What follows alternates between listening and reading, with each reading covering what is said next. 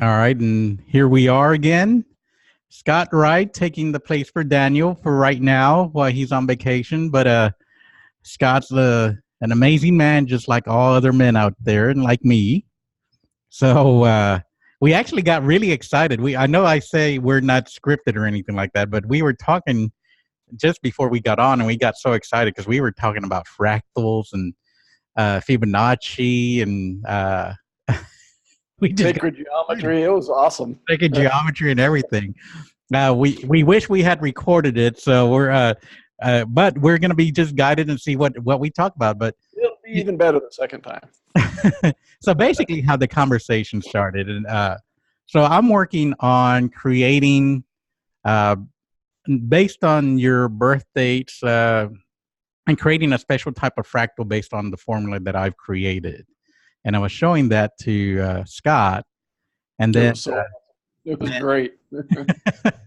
I've always been drawn to the Mandelbrot sets and that stuff and fractals. I love it. So, well, as I started researching it, it was kind of interesting because it brought up, the way it started. I was hearing a whole interview about Mandelbrot, the guy who designed it, and the way he came up with the formula. He actually was called upon because they were trying to create a video game with mountains, and they couldn't figure out how to do the mountains if it were drawn, because it was real-time drawing. So the game was about an airplane, and the airplane was going to fly through the mountains. And because back then computer images were just pictures, they wanted to see if they could randomly be created. So the guy Mandelbrot created this mathematical formula that created this formula for the mountains. Yeah, but it's so much more than that. It's I know. It's so cool. Yeah, it was so cool. And isn't it interesting how things like that, just from a simple idea, a simple invention, or a simple need, all of a sudden comes something just much deeper. Yes, and the funny part about all of that is how, especially with fractals, because it's a mathematical formula. There's even words that they said that everything is a fractal, even a tree is a fractal. We're all fractal formulas, so there is a mathematical formula for it, and I believe that. Well, the patterns in nature that we see all around us, the trees, the number of veins in a leaf with each tree tend to look very similar. If you look at a leaf, all the leaves that come off of one tree, a lot of times the patterns underneath those leaves, as you look through them, are very, very similar. Yeah. Where the branches come out on each branch that comes out of the tree, where the first one comes out and how many there are. They're all in pattern. It's cool. It's just straight cool. Well, and then we started getting excited because Scott actually creates some beautiful photography with sunflowers. He even has a book out with that. And then he showed me some of the pictures, which he can show here because we're using Zoom. And we talked about it. It's like, you know what? You should show these pictures on the on here. So go ahead and go to my photos and share that. But hopefully it didn't change. There we go. Okay. So where's the one I was sharing? Oh, right here. So let me share that full screen. So I was several years ago drawn to hanging out with sunflowers. We're not getting anything, just in case if I don't know. You can't see the picture? No, now we can't see the picture. It worked so flawlessly last time. Okay, let me stop sharing. All right. Go back one more time. See, guys, it's all unedited here. You see us when we mess up, and, that's the way life is. Well, that's just not the right one. I don't think you want to show us your email, so. Screen sharing has stopped. Okay, good. Yeah, because when you talk about fractals, you can't avoid talking about sacred geometry. Right. Yeah. And I mean, because once again, sacred geometry, it's also math when you really look at it. Totally. And there's so many skeptics out there that talk about one thing or another about it. But the thing about math, I mean, even Newton created his own math to do this. And it's because some of the things that we can't understand right now, it's because it's not understandable right now, but they're eventually start learning new ways of understanding our society, our world, and everything. And I think you can't understand it with language. yeah, Language. How do you describe? Can you see the picture now? yeah, we can see it now. Thanks. How can you put into words that? Because there's so many things that are variable, just like Fibonacci, just Yeah. like the Mandelbrot set, the whole thing, it's all so variable. Mm-hmm. That's the cool thing about walking outside, is it is absolutely never the same. Yeah, correct. The light from the sun is moving constantly. And so even just the change of the shadow, of the angle of the shadow, changes the whole outlook of what something looks like. And it's really funny because if you really pay attention, especially I love the sunflower picture you have on there. Mm-hmm. It really shows how there is so much symmetry just in beauty, the beauty in it in nature. Absolutely. And I guess I'll let you take it from here because you were talking very beautifully about it, and this is your thing, so go for it, man. All right. So, like I said, I'm not going to go into the whole story, but I started planting sunflowers about 7, 8 years ago in my garden. And I planted a circle of sunflowers around the outside perimeter of the garden. And then I just started to observe them. And this one is a picture. This actual photo went into my children's book called Sunflower Circle. But you can see the pattern. Can you see my mouse moving? Uh, I can see it here. Yes. You can see the patterns. They're these circular patterns in sunflowers, and it's Fibonacci Mm. all the way. The sunflower is one of the best manifestations of the Fibonacci sequence we see in nature because it's so easy to see. Snails are another one. You see the spiral in snails, and there's a lot of different things. And it's the way nature appears. It's the way it grows. It's the way it manifests. So I've got a few different examples here, and these are all just from my garden. But each sunflower looks unique and different, and each one of them is at a different stage of development. This one is much further along than that first one. This one's just starting to come out the center, but none of the little florets on the inside of it have even opened. Mm-hmm. You can see here on the outside, it looks like these little teeny flowers, right? Yeah. So they start opening on the outside, and this bee would be out here on the outside trying to pollinate. But this is where all the pollen is. You can see on the ends of these little brown sickle-looking things that are coming out of these flowers, there's yellow. And that's what that bee is after. He's eating that pollen like no tomorrow. And at the same time, it's sticking all over his legs and his body. And then he's flying to the next flower. And that flower might look like this. It might have a brown face. This is just a different variety. Mm. And this one is just further along. Look, see these long little yellow strands? That's all pollen. That's pollen that is constantly growing out of the middle of these little florets. You can see those out here on the outside. Yeah. And you can't believe how much pollen a sunflower produces until you bring it in the house where the bees can't eat it. And you just set it on your table and come back about 2 or 3 hours later and look down below, and you'll just see piles of pollen hanging down on the ground that just comes out and oozes out. I got to do a time lapse of that. You got to catch all that pollen oozing out in the house where the bee's not eating it. But you can see them. They turn and face the sun. Mm-hmm. They follow the sun. They're what they call heliotropic. They're a perfect metaphor for us. They're a perfect metaphor for life. What we need to do. Steer ourselves looking toward light, looking toward love, looking toward positivity. And so they were a great metaphor for that. So in the children's book, that's the metaphor that I used. And used different pictures in the unfolding. See, this one's just right here at the bottom. It's still got petals that are folded in. It's not opening down at the bottom yet. So how long does it take it for that to open up? I mean, it takes about a week probably for it all to open up, maybe 4 or 5 days to a week. Just depends on the flower too. Yeah. And then after they get all pollinated like this one, you can see still the little florets, but now it's kind of turned brown. It started to it's not as beautiful. It doesn't need to attract bees anymore because the bees have been and visited each single one of these little florets, like you can see right here. Looks like a little star. Mm. And they've stuck their nose down there and they've eaten whatever's down in there. And at the same time, they've rubbed pollen from one floret on another flower into those, and then what happens is the reproduction of the seed begins. At the bottom of each one of these little flowers is a sunflower seed in the process of growing. And right now they're white, but all these little florets will fall off. Let me go back out of here and see if I've got one that's mature. Yeah, and I like how you explained that, because a lot of people wonder about the bees and the extinction of the bees, and people don't understand why it's so important that the bees survive, because they are the ones that pass that information to other places. Absolutely. And I find it funny though that it's always there's a symmetrical pattern. Even in that picture right there, you can start seeing some of the flower of life on it.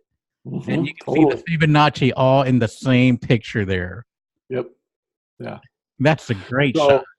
That one, this is kind of a wider shot here, but you can see the pattern still. Here it is. These are now, all the little florets have fallen off, and it's got a pattern. In the middle, it gets a little jumbled right here, though. Can you see how it's getting a little bit jumbled? Yeah. But this is one huge sunflower. Oh, yeah, I can tell. I mean, just by the way it's right up against your chest, looks like. Yeah. It's pretty huge. It weighs, that sunflower probably weighed about 10 pounds, that sunflower head. Wow. Just full of seeds, great big seeds. And so I would save the seeds and then share them around with people. And let's see. Yeah, here's another one. That's the same head. Actually, I think that's the same head. But behind that's my whole garden, right? Yeah, back behind it is the garden. Yeah. And you can see some of them are smaller heads like these, and they grow multiple heads. I've had sunflowers with over 200 heads of flowers on it, but not big ones like this, just smaller ones, right? Mm-hmm. So they hybridize and they become crossbred with different kinds of wild sunflowers. And if I've got any others here that might be of interest. And you sit in the garden, and then you get to see cool little things like this in the garden. Oh, I love hummingbirds. They'll come and hang out, and it's very meditative. I mean, I used it for my own meditation purposes all the time. So I'm curious, since you had all this flowers around you, seeing that pattern, that Fibonacci pattern, and all the different types of patterns that came out in that, what were you feeling when you were getting that? That was what was interesting. And it's the similar question I asked you before we started about Mandelbrot, and we're going to get to that because it's the same. This is exactly the same thing.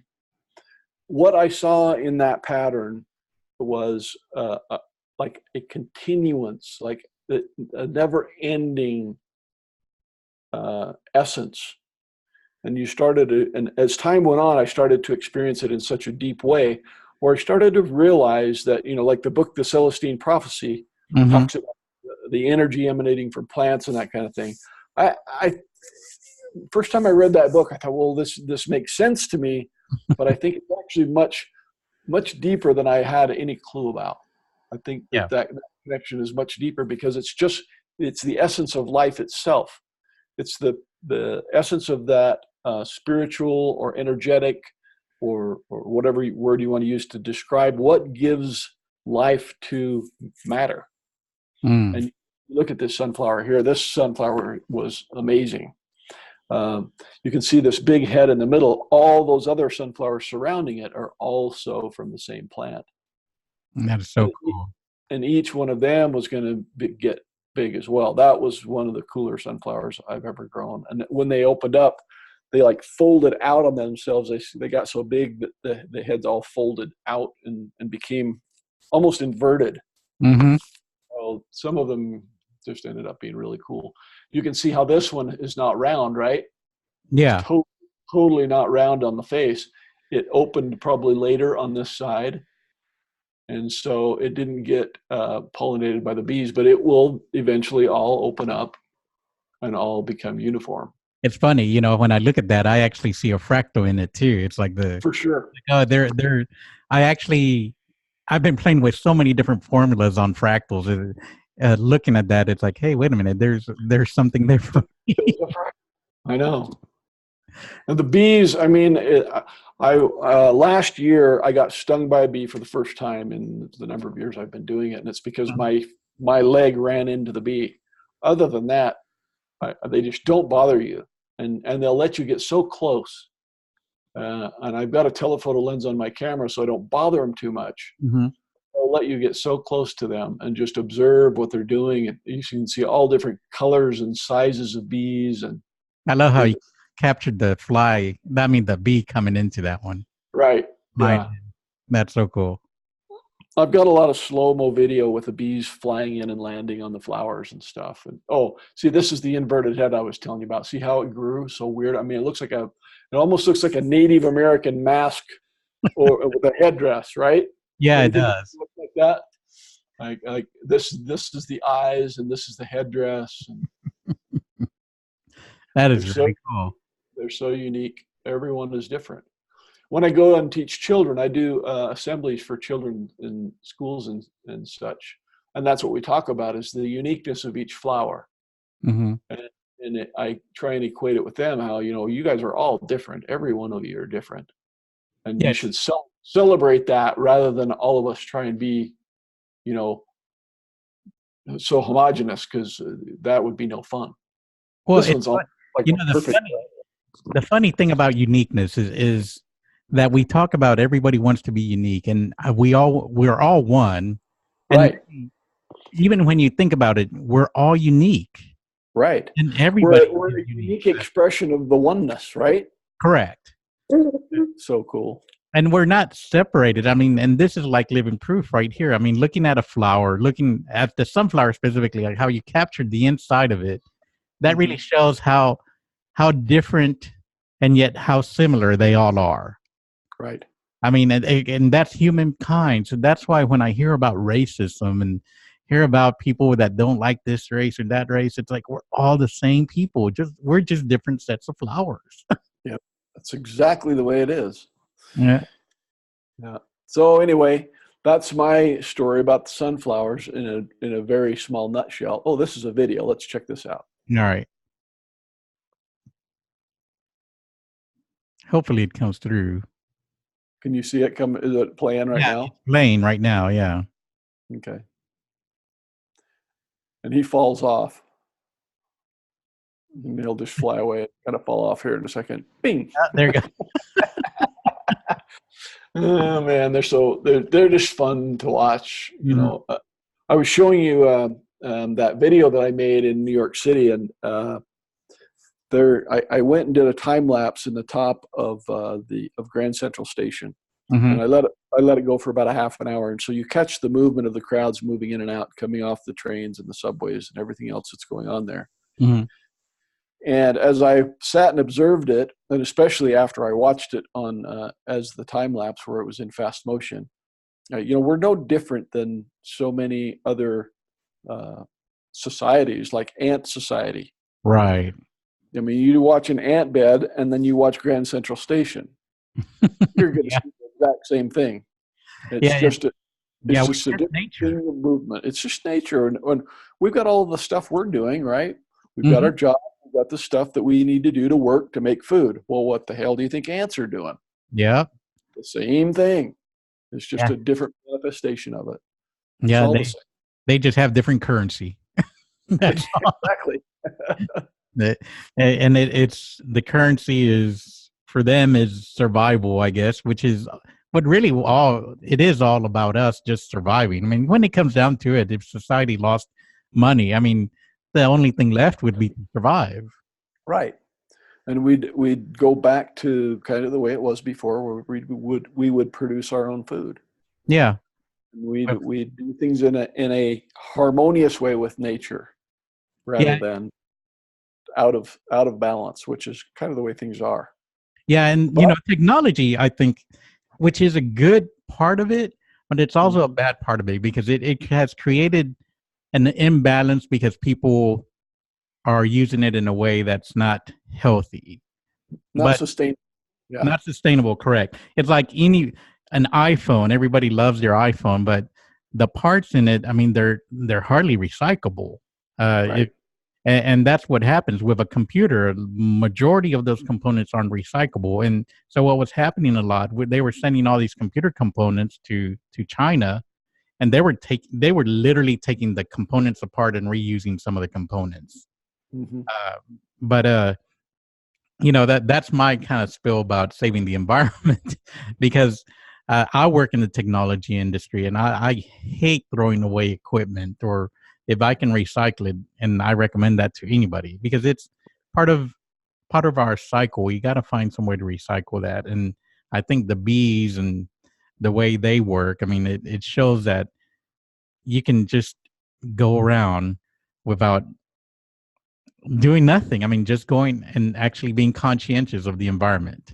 Absolutely. And most all of nature works that way. Yes. We're the only ones that don't.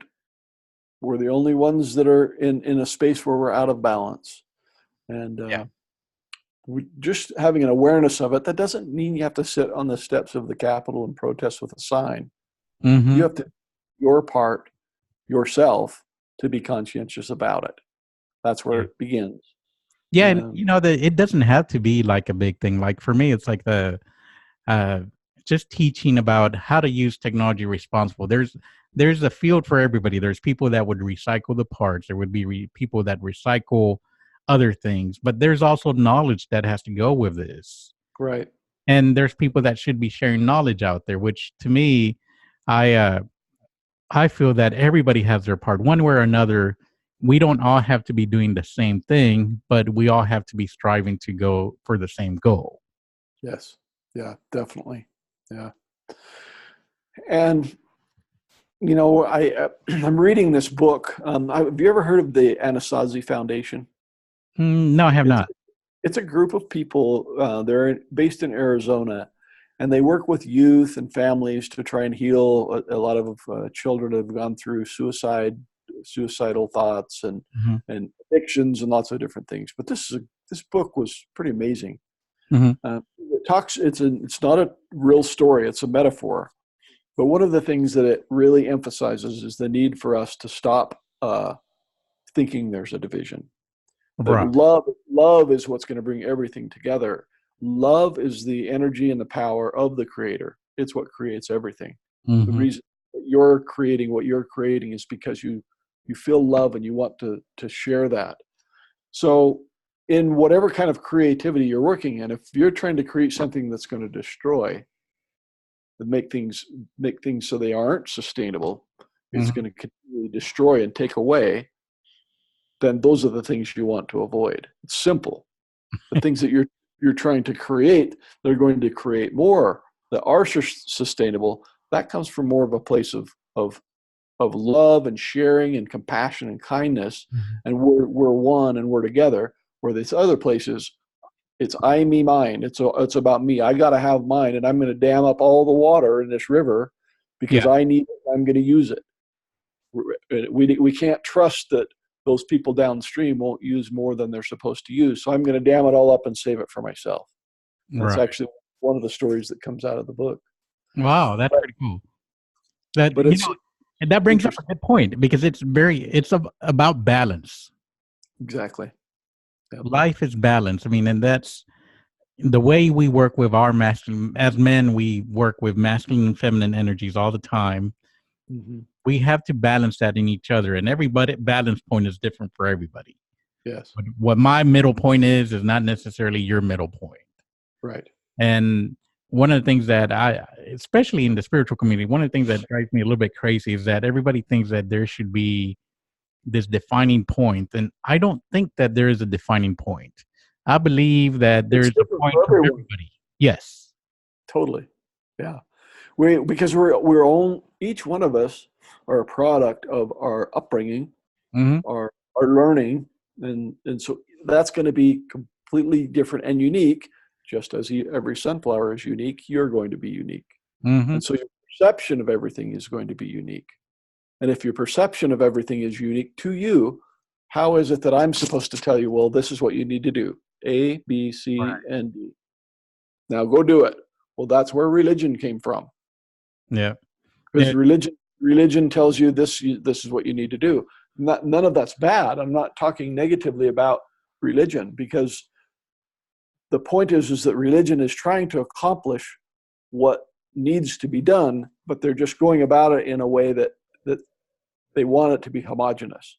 They want it to be one truth. You need to follow Jesus, or you need to follow Buddha, or you need to follow Muhammad, or whatever. And if you don't do that, then you're different from me and you're separate from me, and we can't be friends anymore. Well, if we continue to do that, we're going to destroy everything. Right. We will be the ultimate destroyers. We'll use the power that we already have to destroy ourselves and the entire planet. It's inevitable that we'll do that if we don't come to the understanding. Well, and I mean, and the other part about it is, in trying to define our uniqueness, I think I've always believed that there is an extreme one point and extreme the other way. And For sure. right now, I think we're in the balance. extreme. You said balance. I heard you. Yep. And the extreme division right now is where it's at. At least that's the way it feels like for me. Yeah, where there's a lot of division and everybody's pitted against each other. But I feel it really needed to happen this way, because there was no other way it was going to come out until it came out. Exactly. And with it coming out means it's going to heal. The pendulum had to swing over here. Yes.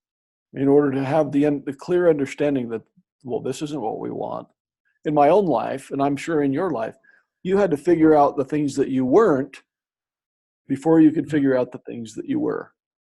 Yeah. So I delved my life into addictive behaviors and lots of things that definitely taught me over time that's not who I am.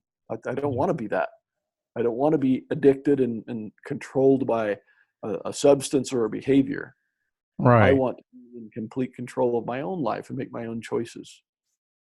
Well, I mean, and life is so rich. I mean, and it's very distracting also. We have so many distractions. We have TV, we have drugs, we have music, we have going to the movies, we have every aspect of entertainment out there. And all the aspects of entertainment are about one distraction for another. Right. If you don't do this, then do that. And if you don't do that, then do this. And then you just move from one to the next, right? Yeah, and spirituality is also a distraction. I would go out there and say that too, because there's a lot of people that use spirituality for a distraction. Yep, it's just one more addiction. Yeah, it's just a whole different addiction. And the funny part is that nobody's better than anybody. It's like the spiritual people are no better than the other person. The people that are rich are no better than the people that are poor. We're all just human beings. Mm-hmm. And that's sorry, I went into my soapbox about that, but and that's back to what we were talking about. Mm-hmm. Why is it that if I look at an ant bed and they're all running around doing their thing, why is it that I could look at them and say, well, they've all got one goal in mind. They're working together. They're building a house. They're getting food. They're providing food for the queen. They're doing whatever their jobs are. Mm-hmm. But here we are, and we're not working together. Yeah. We're working for ourselves. We're not about the we, we're about the self. And until we can come to an understanding that it is about the we, and not the we in a fanatical cult-like sense, but the we in the only one thing that unites us all. And that's just unconditional love. Yeah. That's all it is. That is the power that emanates from our Creator. Mm-hmm. I don't use the word God so much, because God has a connotation of this guy sitting up on a cloud somewhere waiting to judge me when I end my life. Mm-hmm. For all the things that I did, that, all that. This is heaven right here.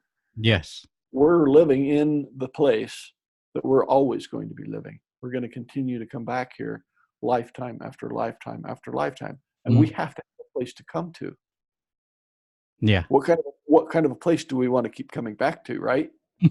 Yeah. Do we want to come back to a place that's polluted, that people hate each other, that there's division, that there's wars? Or do we want to come back to a place where we've figured out how to work in harmony with nature? Everything we need is right here. All the food we need is right here. It's in your backyard. It's in your trees. It's in your chickens. All the power that we need is right here. The sun provides 100% of all the power we could possibly ever need. And we have the technology to harness it. Right. But we don't. But we don't. Why? Again, it's about the me. It's about the self. I want this. I'm going to hoard this for me. And there's just a lot of things that are being exposed right now by this division, and it's awesome. It's great. Yeah, it's not fun on some days, but it is great that it's happening. I wasn't going to show this, but I want to show something because we're talking about some, between sacred geometry and your flowers. I kind of got excited now, and it's like, okay. One of the things that I'm working with is the fractals, like I said in the beginning. And I'm going to, using a formula that I created, let me bring up everything here. I think if my cat doesn't throw everything away. Let's see. So we are going to, out of this, and this is something I'm going to be offering for people.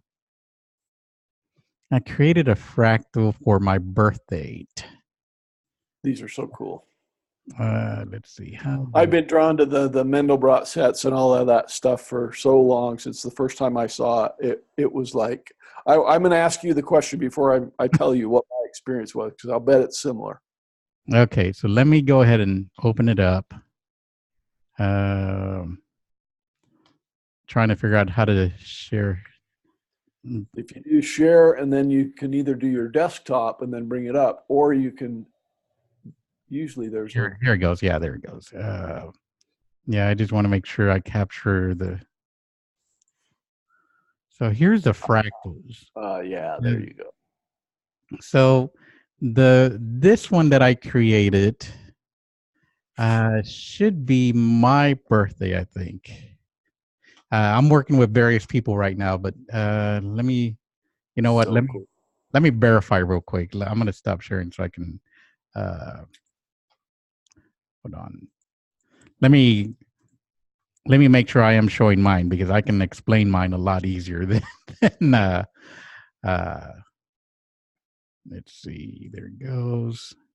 Oh, yep, that is definitely mine.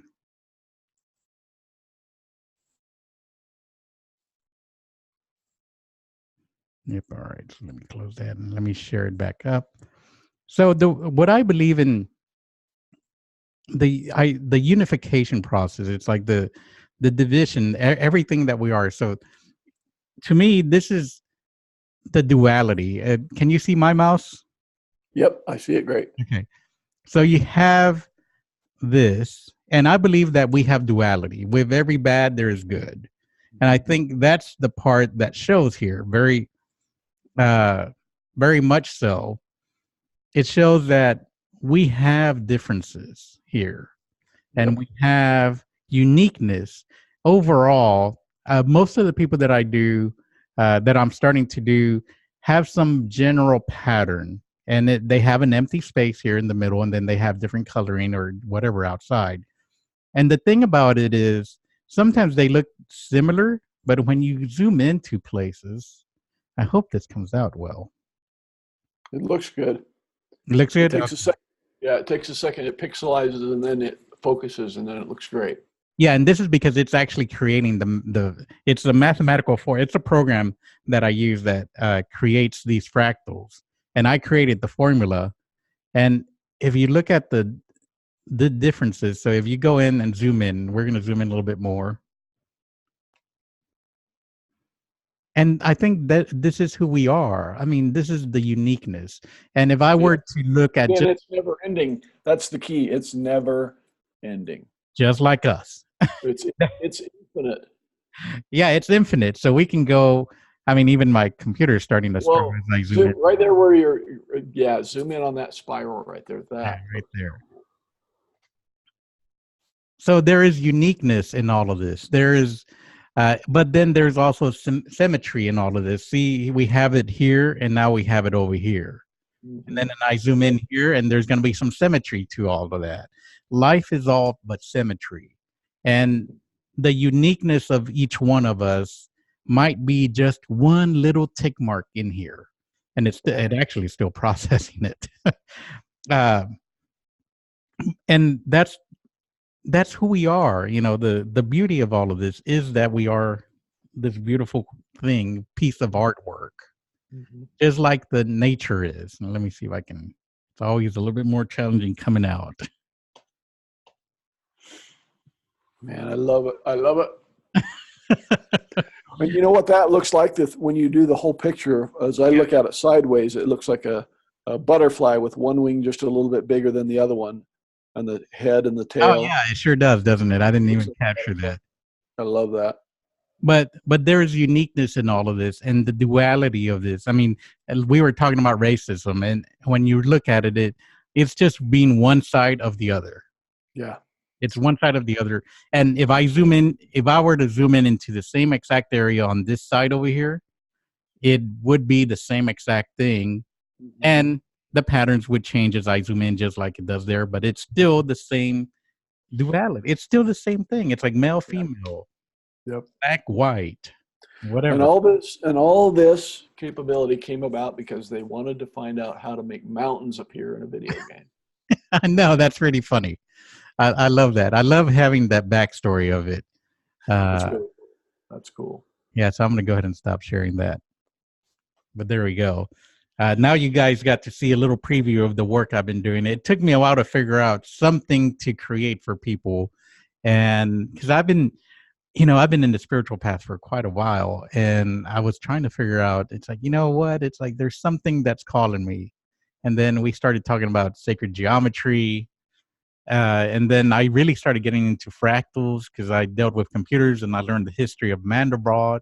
And that's what came out of it.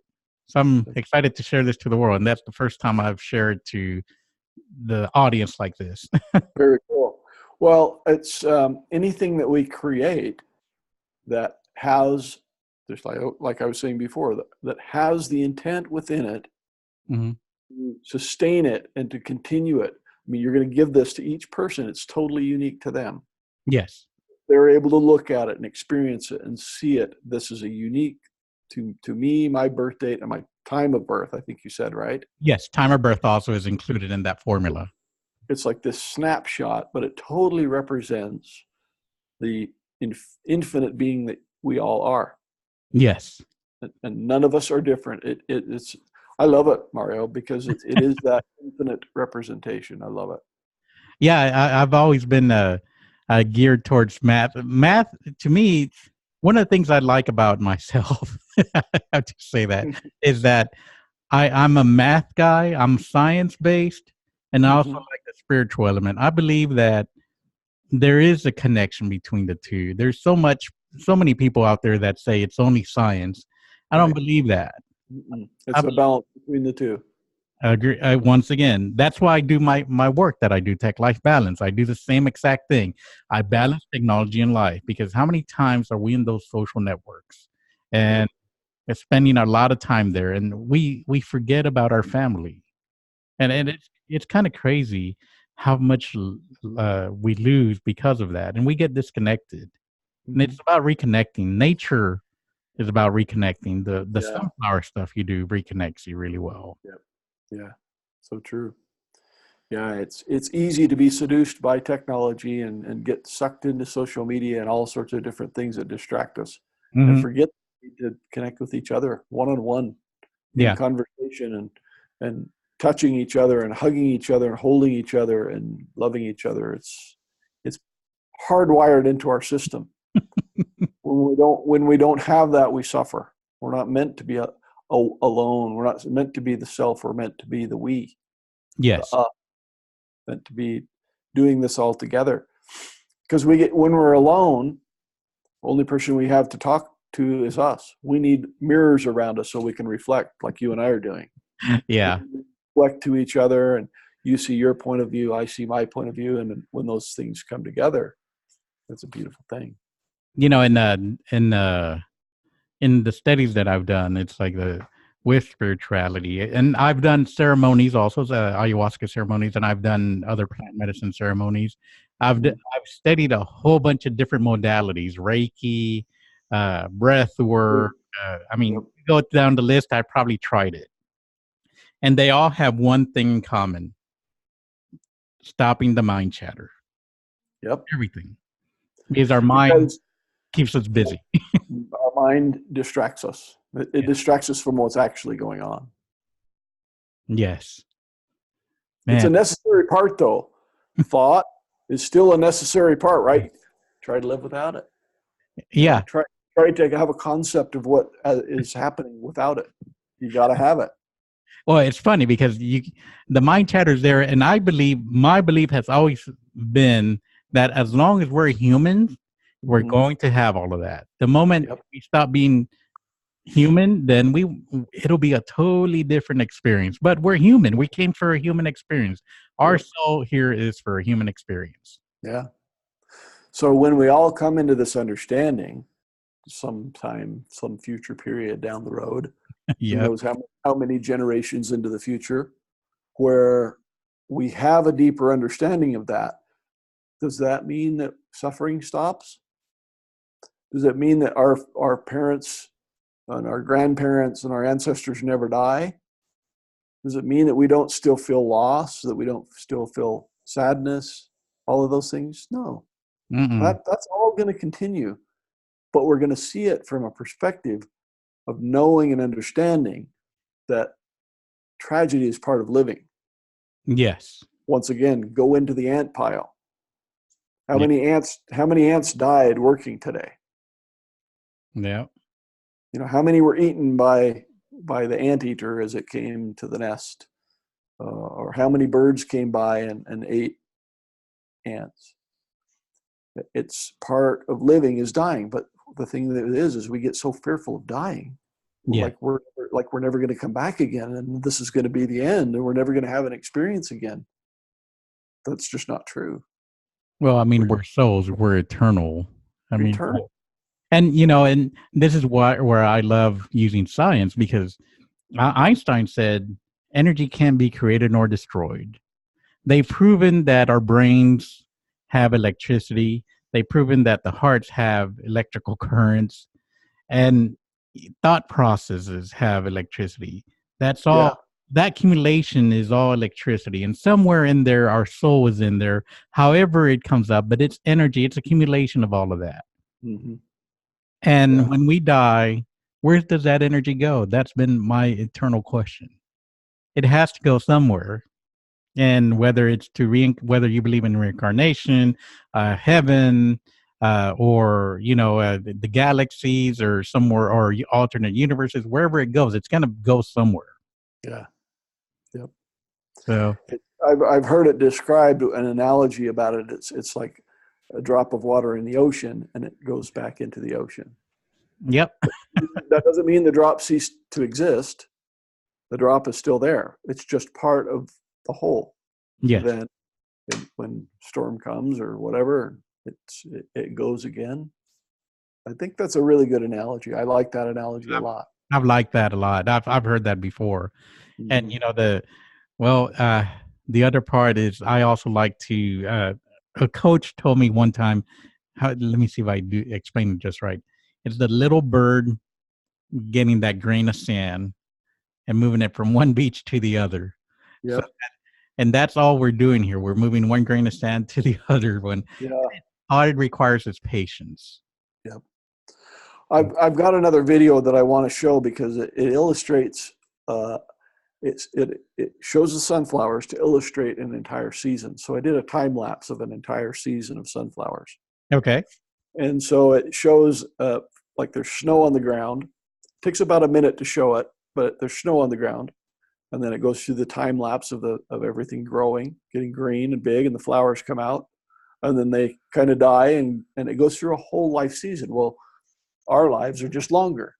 Sunflower's life is one season. It's 1 year. It's less than a year. It starts, they're growing right now. They're just starting to come out of the ground in April and May.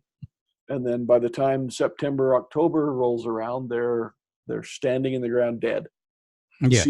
The the seeds are there for the next year. That's how I plant my sunflowers. I just let them plant themselves. I don't ever plant them. I just let them plant themselves. So I'm going to get on.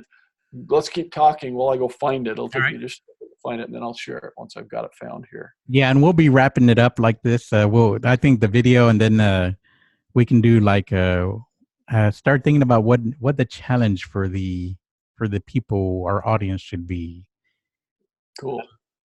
But yeah, the video, the stuff you make it's pretty cool. They can see you on YouTube, right? You have some of these videos. Yes, I have a lot of these on YouTube. I've got a couple of channels, but the one that I'm posting to the most now is it's S2-EP Real Eyes. So S2-EP013, and Real Eyes is the reason that I use that is part of my own journey was coming into this realization of kind of who I was and what I was and a deeper understanding. And is that where you put some of the stuff from Peru also, or? Yeah, there's a video.